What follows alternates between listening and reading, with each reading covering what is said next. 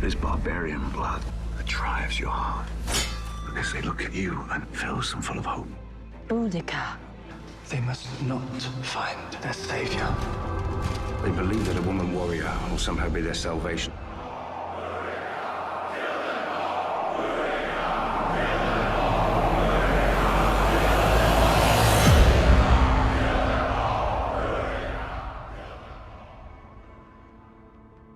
Welcome to our first movie review for Retrofine Radio. What an opportunity to do a movie review on Boudica, Queen of War, the highly anticipated historical action drama by writer-director Jesse V. Johnson. I was blown away by the film. I thought it was incredible. I mean, I'm already a Jesse fan, but this was quite a departure from some of his other work. And, he has a long history in film, going back to an assistant director in the 90s, stunt work for decades, and been making his own films, for over 20 years. And I feel like, in a way, this movie is kind of the culmination of his whole life's work, in stunts and filmmaking, writing, directing. It just really seemed to come together in this production. I really loved it.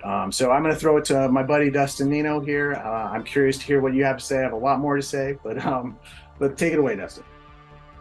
Yeah, no, I really agree. I think he really pulled all the tricks out of the bag in this one. He really kind of just used all his magic tricks that came together and really pulled off an awesome movie.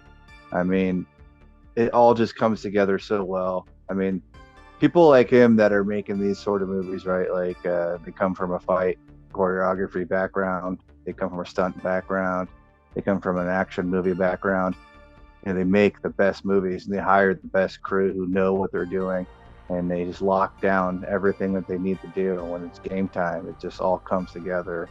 It's like a mid-level budget movie, but it feels like a huge budget action movie like Gladiator or something like that, all the way down to just the way it's shot, just the atmosphere of the movie, the immersion of it, the realism. It feels like you're like walking around in ancient times and stuff. I mean, he really did an awesome job. I mean, bottom line is, if anybody's wondering if they should see it, yeah, you definitely should see it. I mean, as far as like sword and sandals movies go, it's epic, and it's got that biopic flair to it. It's based on a true story, which makes it even cooler. Olga Kurylenko really just embodied the role of Boudica. You could really tell that she just sunk her whole teeth into that role and just gave it her all. Absolutely. Yeah. I mean, right. I mean, it was just a blast from start to finish. It starts off just with it's, I don't want to give too much away, but I mean, it's brutal. It's just a blast in the face, and you're like, oh, okay. Yeah, what you're in for from that opening sequence. And it's gorgeous opening sequence with them coming out of the mist, all the soldiers, the Roman soldiers coming out of the mist. That opening, you're like, whoa. I love how immersive it feels too. It really, like, they take the time to show you just day-to-day Roman life, Celtic life things that just give you that sort of like immersion quality that make you really feel like you're in those times or in that environment, more so than other movies that are, try to just capitalize on that genre. And it's definitely not that, what I mean? You can tell it's a labor of love by Jesse, just because he wrote it. I'm sure he's been wanting to tell the story for a long time. It feels like, I'm sure he just had all the stars had to align for him to be able to pull this off. But man, it's like I want to see him do more period pieces now. Me too. I'm more like interested now in what he's going to do next. Yeah. Savage Dog. I remember driving to work. I was in a 1943 Willys Jeep, and I'm driving the actual car from the movie to work down Sunset Boulevard. Someone skidded in front of me, and I spilt my coffee, which was jammed down the side because it doesn't have a coffee holder. Sure. It doesn't have seatbelts. It doesn't have a windshield. It doesn't have signal lights. But it didn't have a coffee holder, so it spilled. And I had one of those brief moments of kind of road rage. Oh, God damn it, mother! One of those. And then I paused. It's like you're driving through Beverly Hills on the way to set to film your 1954 action film. You're driving a 1943 Jeep. You don't have any right to be irritable. And Beautiful. the rest of the way to work with a big smile on your face. But yeah, so on Savage Dog, it was a car that had some stuff in the trunk. And in Hell Hath No Fury, I filled the back seat with props because it's World War II. The guns were all under my license because it was during COVID, so we didn't have armorers, so I have a collection of movie guns, so we used everything under my license. They had to stay in my car, so the back seat was full. On Boudica, we had a 7-seater that was stuffed literally from the back seat through the back end of it, and this is for just the pickups, not the actual shoot. Just the pickup photography with shields, armor, swords, arrows, helmets. I think we went through 15 gallons of blood in about 2 days of pickups here. Oh my God. It was insane. I was blown away just by, the cinematography of Jonathan Hall, who he's worked with before in many other films, Debt Collector, Avengement, a few other ones, but just cinematography alone was just gorgeous, It was, yeah, it really was. The shots, I mean, even just like basic inserts and stuff were pretty beautiful, like there was one scene that it's really quick, probably not even a minute, but like a scene where Boudica and her daughters are getting the makeup put on them.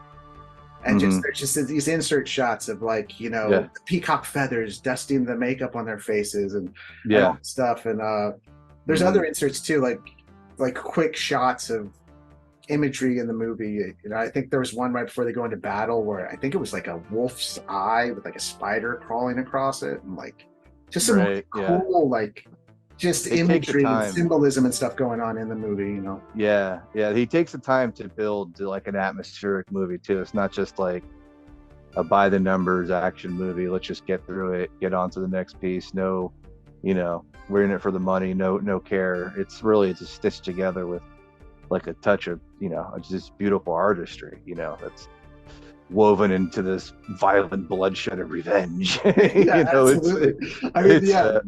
There's some really gorgeous, shots, and there's some really, of course, gruesome, brutal shots, which are also framed and just, the composition of the whole film is just beautiful. Yeah. There's one shot, I won't give the way, but they'll know when people see it, but it's just an insert shot of a Roman like sandal, stepping on something, and it's like even the sandal just felt like it was real, like something you'd see in a museum or something. I'm not a historian or anything, but the movie felt, it had a verisimilitude to it that it felt very real. You know what I mean? Like, and knowing Jesse, I'm sure he probably stuck to a lot of stuff that was real and or felt authentic or whatever the reasoning was. But it was cool. It was almost like part documentary in a way. I wasn't really super familiar with Boudica, the story. I knew about it, just basic, and I've seen the statue before. I was aware of the basic legend or whatever. Yeah, same. And then I read up on it a little bit. She was a Celtic warrior queen that defied the occupation by the Romans and started an uprising and fought against them. Even for people who were quote unquote, kings of, and queens of their land, Icenia or whatever, they were still just under the jackboot of Rome, just getting crushed. And Nero, I mean, Jesus, he couldn't live in a worse time. But, everyone knows the story, and just the fact that she was able to amass an army of like supposed to 200,000 people and killed like 80,000 Romans and, almost toppled the Roman Empire. It's like, Jesus Christ, like that. She's like the female Spartacus or some shit. You know what I mean? Yeah, absolutely. It's crazy that story's not more, at least over here, it's not more widely known. What I loved about it though was like, he takes the stark, brutal realism of that era, but he like also weaves in mystical fantasy elements. Right. Yeah. And he does it in a way, without giving away spoilers or anything, he does it in a smart way. The writing was smart. I was impressed by how he weaved in sort of these mystical elements. And the whole film itself, like the whole production, felt like, one of those classic sword and sandal or sword and sorcery type of movies we grew up with, like Borman's Excalibur or like the original Conan the Barbarian. Like it had, I know those are like, Conan's like takes place in its own sort of world, but but it had that stark, brutal realism with the mysticism element, but it didn't feel derivative of those older films. It felt fresh, it felt new, it felt like its own thing. Yeah. You know, it just felt so big. It felt like a big classic adventure action movie like that, you know? Right. It was like a touch of like the legend coming true, you know, in certain aspects.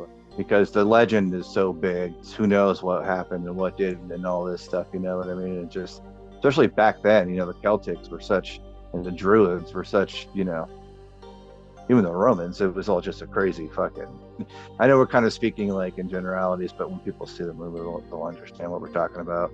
There's a little bit of, you know, sorcery mixed into the movie or something, you know, there's some magical elements that, and like some mystical elements that are weaved in, but they're weaved in a way that is really kind of, it's smart, you know, like Rome cannot and will not recognize you as queen.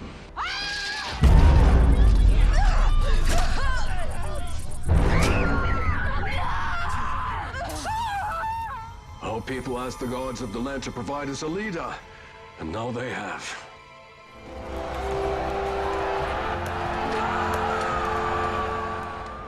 It's definitely Olga Kurylenko's, I think, her biggest, meatiest role, I would say. It's definitely her best role. I mean, I haven't seen her in everything she's done. Yeah. But from what I've seen her, it's always just been like character parts, character actors, you know. She's a great actress or something. Yeah, I liked her in everything. Such a character arc. This one had a huge character arc. I mean, she goes from being a naive queen that, you know, wants to take her kids to the market to, by the end of it, just being this savage, brutal, like, warrior. Yeah. Everybody in it, the whole cast was so sick, like just so well done. The you know, the Roman general, major dickhead, you know, that guy.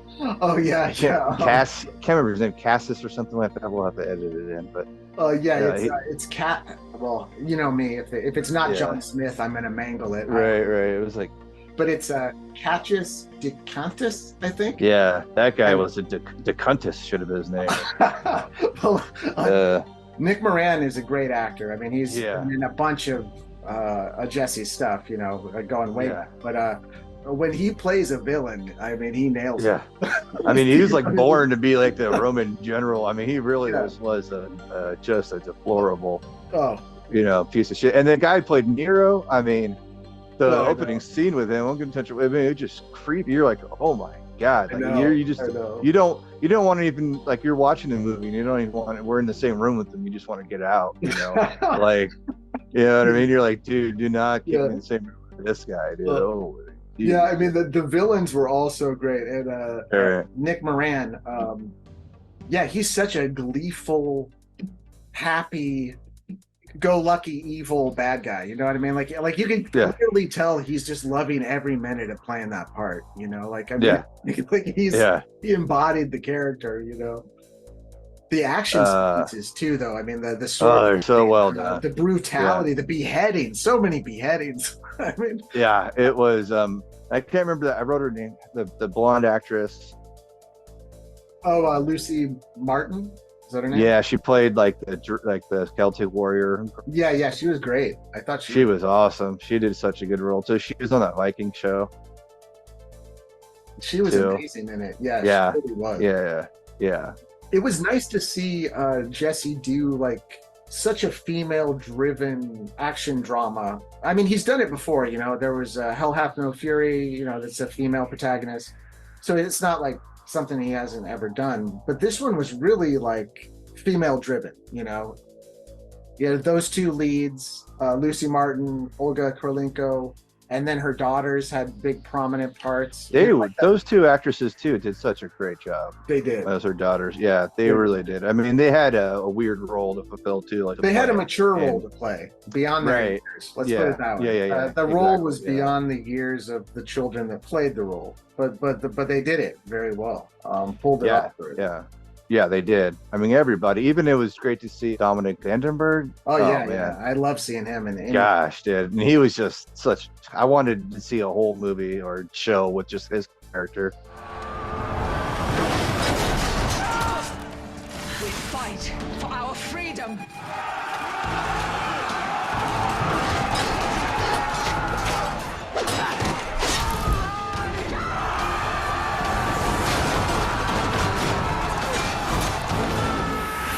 Man, if it's playing at the Angelica out here, man, I'll go see it. Dude, if it's playing at one of the theaters up here too, I'll see it. Yeah, I'll Sure. definitely go see it. I'll Yeah, that'd be fun for to sure see see in the that on theater. the big screen. 100%. It's one of those movies that you should see on the big screen. Yeah, you should see it in the opportunity. theater, yeah, You know? because it's a lot of fun, and it's just great to see. Like, and I don't want to like refer to too much as a mid-level budget movie because it sounds pejorative when I say that, but I'm really not, because it is what it is. You know, it's like there's certain every movie can't be a gladiator budgeted movie. You know what I mean? But I think this movie would do like Ridley Scott proud. You know what I mean? It's like it's fucking awesome with what Jesse had. You know, like I say, it just sounds pejorative when you call it a mid-level budget movie, but it's fucking sick.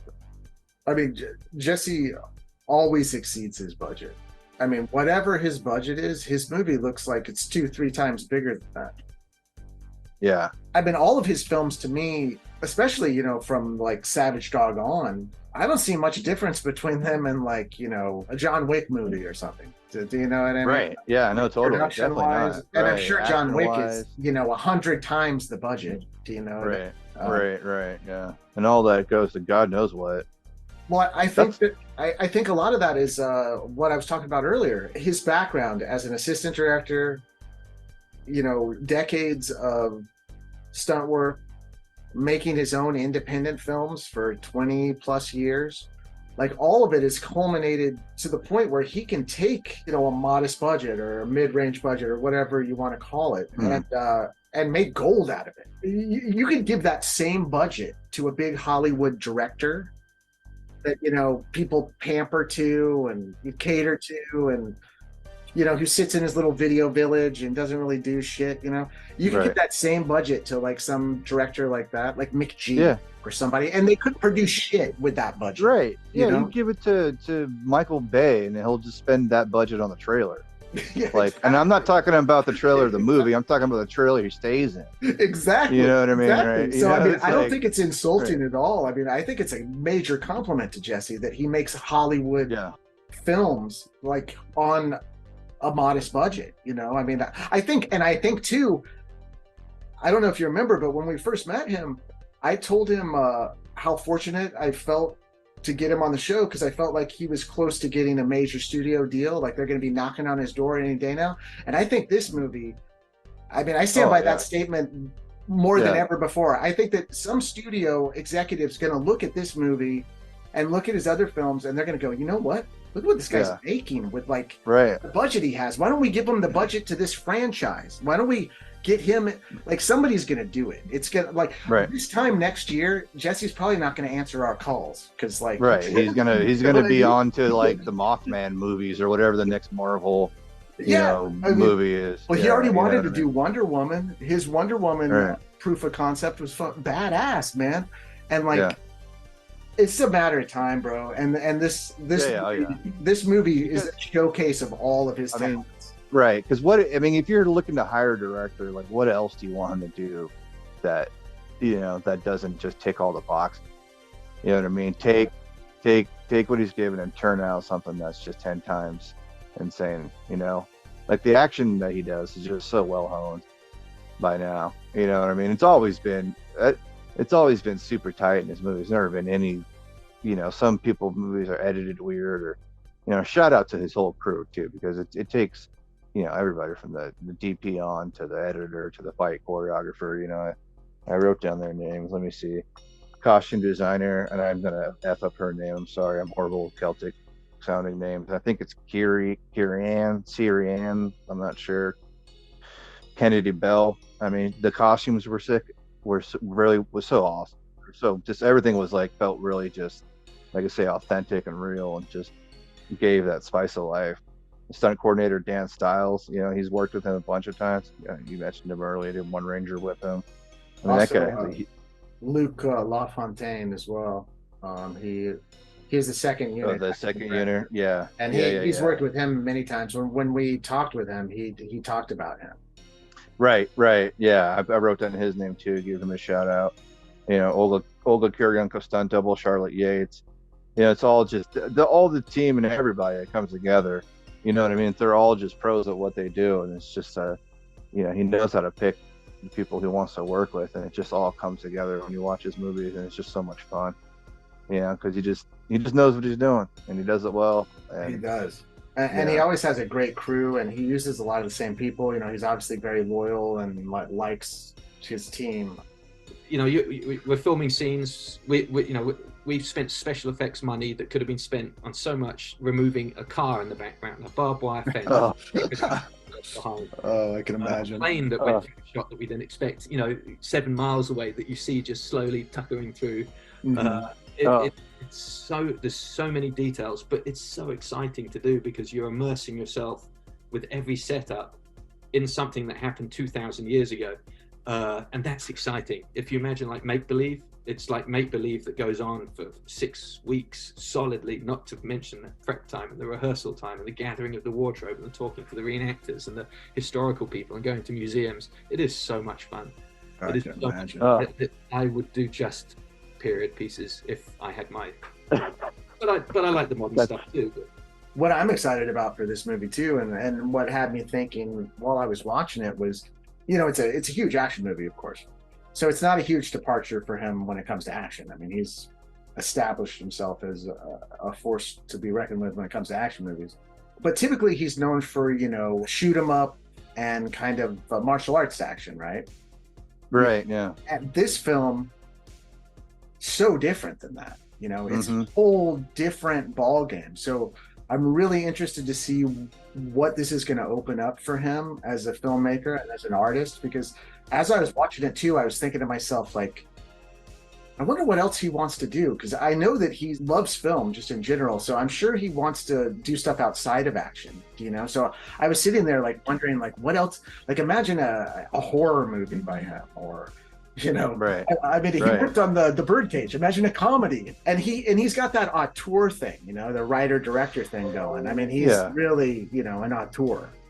Yeah, whatever genre he decided to do, like, I would be all for. He's one of those directors that's just super exciting to watch. You know what I mean? Like, he's definitely got something, you know. So each movie that comes out, there's something new that he's delivering or trying out, and it's so much fun to see, you know. And he's funny. I mean, the movies he's written are hilarious, like Debt Collector movies and all the hilarious movies. Yeah, I mean, he's a hell of a writer too. I think that's probably one of his most underrated credits. Probably it's just he's an excellent writer. Oh, he's a hell of a writer. I mean, this movie is written so well. I mean, you know, this is told, and that's not an easy movie to write. I mean, the whole, you got to nail all of that, her whole arc and history and all that dialogue, and it was moving. It was a moving. It was really moving. I was touched. It was moving. It was very moving. All those it was notes, man. upsetting and a lot of parts, you know. And like I said, the daughters and some of the scenes were, you know, their performance really blew me away. I don't want to give away too much, but man, like, yeah, I mean, just, and the whole the power dynamic back then too, of men and women and kings and queens, and you know, it's all just on display, and you're just sort of trying to get caught up on the politics, but it does a really good job of, like, kind of just teaching you, you know, along the way, so you're not, even someone that has no idea what's going on with the story knows, you know, you're able to follow it, you know, very well.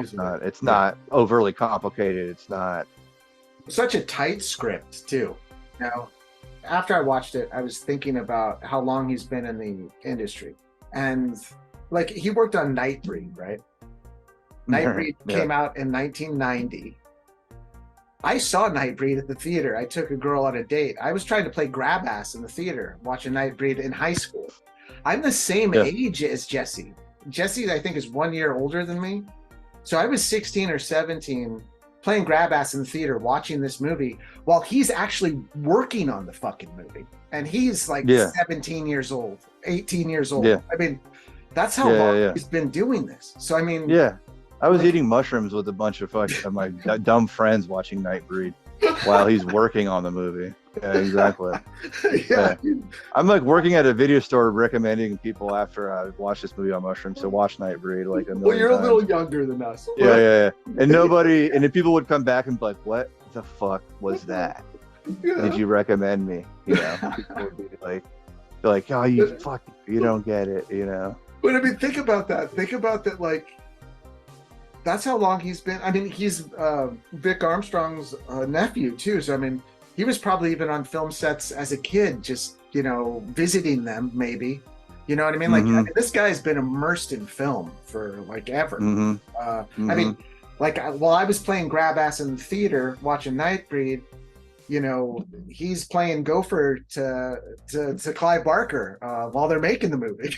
You know what I mean? Yeah. Like, it's nuts to me to think about that, and to think about the big blockbuster movies he worked on. And this movie is really, I mean, I keep saying it, but I think it's the culmination of everything. Artistically, like you said, his powerhouse writing that he's been refining, along the way. Just everything was so tight and so good. Yeah, it really was. Especially for a genre that he's never dipped into before. I mean, you expect, when you see the sequel to Debt Collectors, or you see his next big action movie with Scott Adkins or something, you expect it to be slick. You expect it to be awesome. You expect it to be, because, he knows what he's doing. It's territory he's been in before. A movie like this, I mean, I knew I was going to be blown away. I knew I was going to like it. I wasn't really doubting that. But to just go in on a period and just kind of take it by the balls and just nail it. Right. He did. Right. Yeah. It's like you did a million of them already or something. Yeah. You know what I mean? Yeah. And wrote a bunch of them. Like, he must have really have wanted to do this movie for a long time. He must have really had the script just honed and nailed, and the movie all in his head. It feels like he just it did it all. Just, you know what I mean? He had the opportunity finally and seized it, because it's just it's an awesome ride. I couldn't recommend this movie more to people who are into action movies in general, but let alone sword and sandal movies, sword and sorcery movies, historical biopics. Get out and see this movie if you have the opportunity to see it on the big screen on October 27th. Get it on video on demand. I mean, it's worth the rental. It's worth the Blu-ray purchase when the Blu-ray comes out. I'm definitely getting the Blu-ray. I want to see the behind-the-scenes featurettes. Oh yeah, I'm owning this movie 100% Blu-ray. For sure. Most definitely. Oh yeah. Yeah. I hope Olga Kurylenko is sort of like, his new Scott Adkins, Jesse's new Scott Adkins, if you will. So well, she kind of is. I mean, yeah, they did White Elephant. And, yeah. You know what I mean? So it's like, it seems like he wants to, could be his next muse, because she's just badass. I would love to see her in some other movie that's like a modern gangster martial art flick or something. That would be cool, but there's not too many actresses like her right now that I can think of. Well, that first of all are gorgeous, and secondly have the action chops. I think of like Charlize Theron or something. Where like Charlize Theron's beautiful, but really puts the work in when it comes to the action, and like it shows on screen. And I can't think of. I mean, there's more. I just can't think of a whole lot at the moment. Olga definitely has that the female action superstar quality. She's got the aura about her, you know what I mean? Right. She can hold herself well, Yeah. She's interesting to watch on screen. Like, every time you see her in something, you're like, ooh, what's up with this character or something? She's always adds something, interesting to the movie and to the role and stuff. So yeah, it's a blast. Everyone, just go see it if that's what you're wondering. Yeah, see this movie. See it. Go.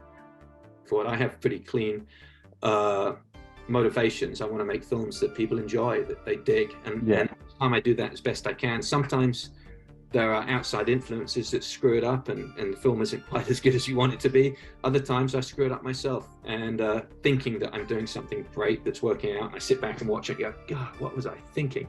And there's a few of those along the way as well. But you do it. You have to get out there and do it, and I believe there are a handful of geniuses that probably did it, but then the Spielbergs and the Kubricks and people like that. But the ones I loved were the ones that had the bumpier go of it. As I said, like Boudica, that tried to put a piece of their soul and their heart and their spirit onto the canvas. And even if it didn't appeal in their lifetime, people have gone back and found something in there that was personal. And I think that's the only thing you can do, and I'm trying hard to do it. So I appreciate you guys. Of course. No, you're definitely doing that. Yeah, I mean, your passion comes through 100% in the work that you're doing.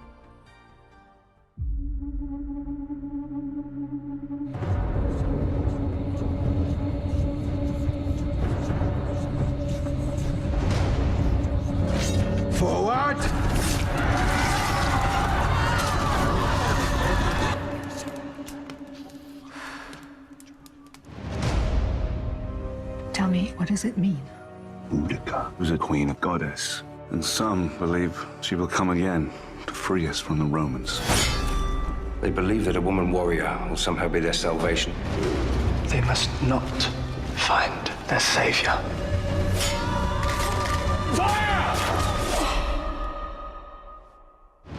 Our people asked the gods of the land to provide us a leader, and now they have. Accept me and my men as your loyal servants, my queen. Rome will not recognize you as queen. Stand down! Hail Nero. I am Boudica. You are my people. We're in a time of extreme peril. We fight for our freedom.